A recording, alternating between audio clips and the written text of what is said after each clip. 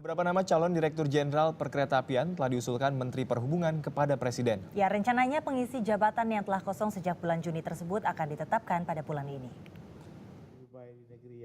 Menteri Perhubungan Mangindaan telah kantongi beberapa nama yang akan menempati posisi Dirjen Perkeretaapian. Calon-calon tersebut dinilai punya kapabilitas dalam menyelesaikan persoalan kereta api. Saat ini udah ada 3 nama hasil dari fit and proper test, 3 nama, dan baru saja saya perintahkan kemarin saya perintahkan segera buat untuk diusulkan ke Presiden untuk masuk tim penentuan akhir. Hingga kini Menteri Perhubungan enggan mengungkap 3 nama calon tersebut. Namun rencananya bulan ini juga akan diputuskan siapa yang terpilih menjadi Dirjen Perkeretaapian. Kursi Dirjen Perkeretaapian kosong sejak Juni lalu setelah Tunjung Indrawan pensiun. Selama ini jabatan yang kosong tersebut diisi oleh staf ahli yang merangkap jabatan sebagai pejabat pelaksana tugas Dirjen Perkeretaapian.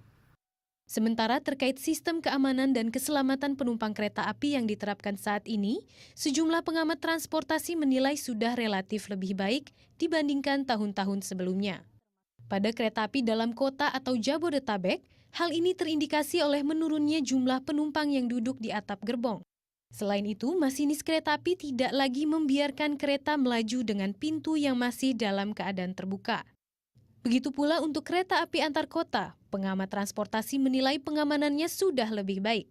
Namun demikian, tentu saja kondisi perkeretaapian Indonesia tidak bisa dibandingkan dengan negara tetangga lain yang lebih maju. Jepang dan bahkan Malaysia misalnya telah memiliki perlintasan kereta api layang dan bawah tanah.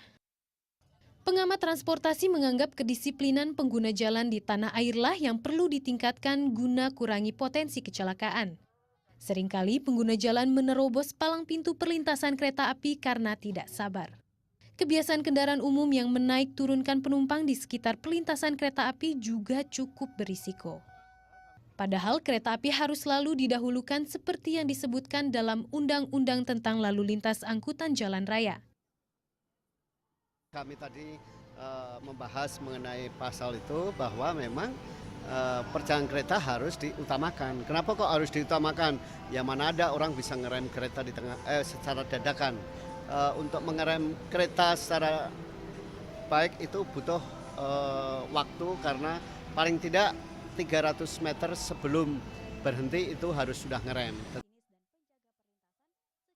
Dengan kecepatan tinggi dan beban berat, kereta api butuh waktu dan jarak tempuh panjang untuk mengerem.